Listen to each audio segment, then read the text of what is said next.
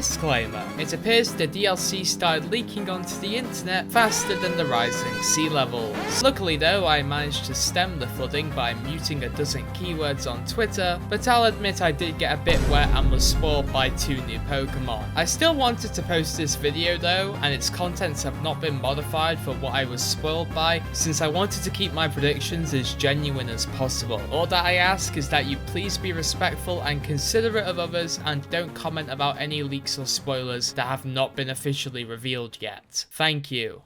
I remember when I was younger experiencing the run-up to a new Pokemon game for the first time. I had just discovered Pokemon YouTube, and the hype around X and Y was off the charts. I don't think I'll ever experience anything like it again. Pokemon was finally entering the 3rd dimension, and there was so much speculation in the air for things that at the time we had no clue about.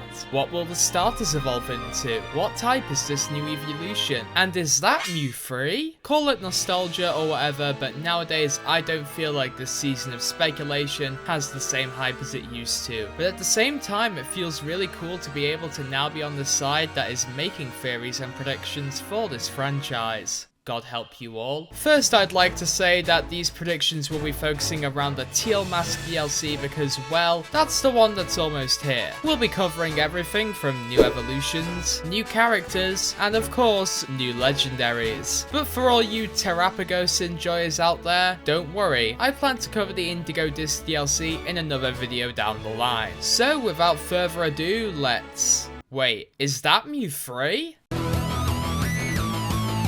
The Teal Mask DLC will have us travel to a land called Kitakami, and folk are divided about whether this is a brand new region or an area of Paldea. On one hand, the existence of Jotonian Wooper in Kitakami implies that this is an entirely new region, and us going here would be the equivalent of stepping foot into Kanto for the first time in the Johto games. After all, on Pokemon's official website, it describes the new character of Carmine as being, quote, chilly towards people from other regions.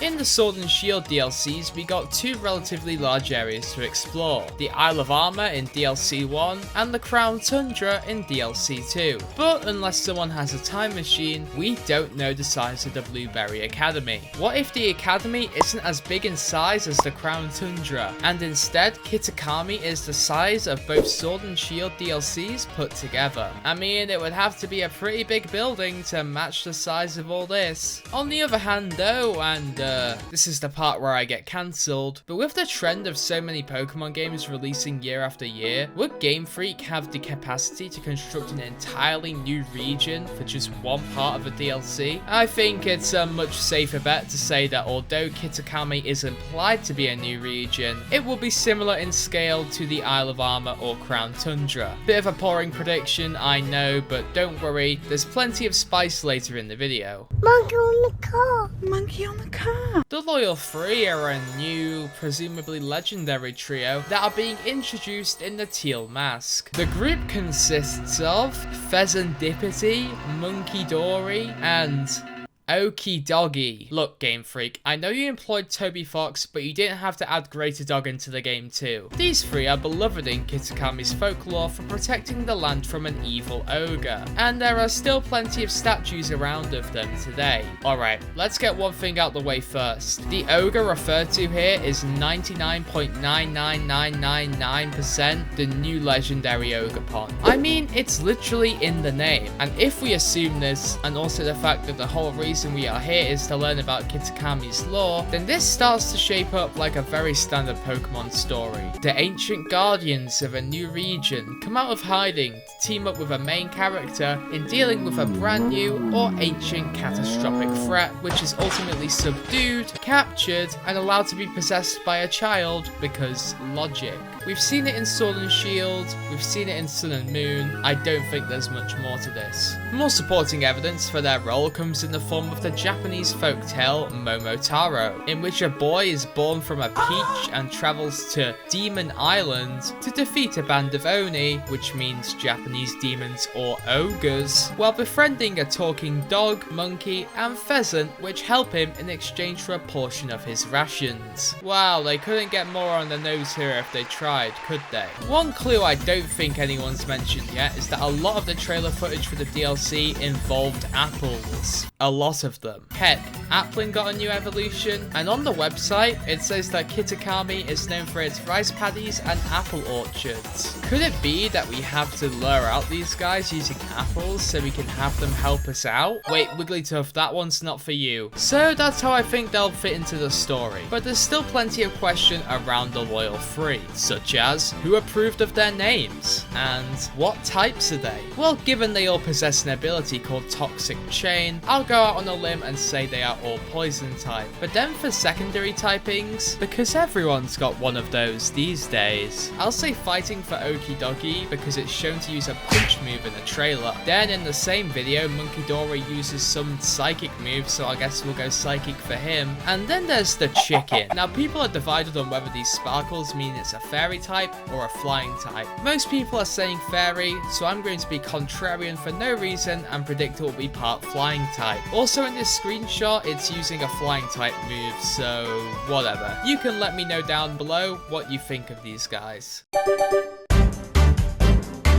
With the existence of the Sweet-Toothed Dragon Diplin, it all but confirms that we'll be going to see more evolutions for old Pokemon in this DLC. I mean, if Kitakami is a new region, you'd really expect it to have some native wildlife, even if it is just new evolutions. So who else other than Applin will evolve into something new? Well, in one of the trailers, Carmine's brother Kieran is seen using a Poochyena in battle. And if you remember back when the Sword and Shield DLC dropped, Clara and Avery are seen using Galarian Slowbro in their battles. Do you see what I'm getting at here? If you had to pick one Pokemon that deserved a new form or evolution, Mightyena would be near the top of most people's lists. Popularity with the fans? Check. Cool design that is still basic enough for it to be built upon? Check. Garbage stats that can make it pass as a middle stage Pokemon? Check. In fact, it's probably up there with the worst fully evolved dark type Pokemon. Come on, you seriously wouldn't bring this guy back and feature him in the trailer without giving him something, right?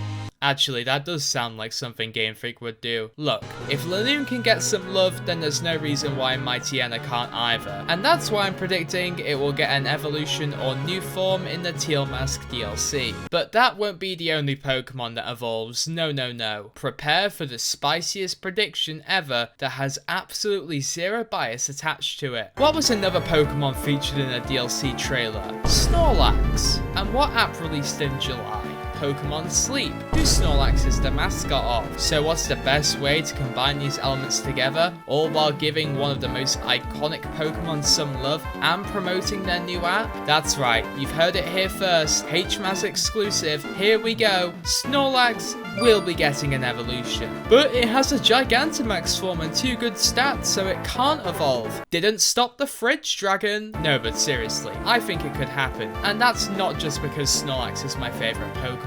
But I'd like to hear your guys' takes about it in the comments. What is going on here? Now a deep dive into one of the DLC characters. Perrin here is someone we'll meet during our paywalled adventures, who's looking to photograph a particular Pokemon in an area of Kitakami called the Timeless Woods. But what exactly is she looking for? Apart from a restraining order from certain people on Twitter. Well, the game does throw us a few bones. For one, I think it's generally agreed that Perrin is Adamant from Legends Arceus' ancestor. I mean, the only way they could have made it more obvious was if she was called Adamama. So there's some sort of Hisui link here, and that is further exemplified with the location named Timeless Woods. Could it be that Perrin is after a Hisuian Pokemon? Perhaps. Issue is that there's a lot of those guys, and it's said that Perrin is looking for a particular one. There's also the old reliable whenever time and forests are related, Celebi. But at least in the main series games, it seems like the Onion Fairy is unfortunately locked in the Johto region. If I had to predict who she was after, I'd lean more towards a Hisuian Pokemon. I don't know which one, so it's time to roll the dice. Alright, so I have every single Hisuian Pokemon here, minus like Dialga and Palkia, and we're gonna spin.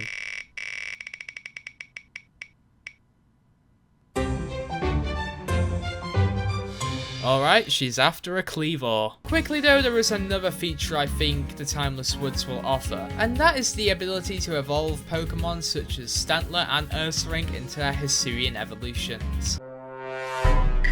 Because obviously sending a bunch of children over to a demon island is a bad idea, we are going to be supervised on our trip by Briar of the Blueberry Academy. And I can't be the only one that's thinking she might be a little suspicious. Does this outfit scream kind-hearted teacher with coffee breath to you, or something more villainous? And what's with those red eyes? Is she a demon or something? On the website, she's stated to have a keen interest in the terrestrial phenomenon. Yeah, and I bet Cyrus just had a keen interest in legendary Pokemon. I mean, does this look like a trusting person? But hey Hmaz, that's crazy. Pokemon wouldn't make one of your teachers that's responsible for the safety of children a secret villain, except they have before. In Pokemon Ranger Shadows of Almia, Professor Kincaid is revealed to be the second highest ranking official in the villainous Team Dim Sun. Not only that, when you defeat him, he sinks the ship that you the player are currently riding on and leaves you to drown. So much for child safety regulations. I would exercise caution though, as she is from the Blueberry Academy, which is the area prominently featured in the second DLC.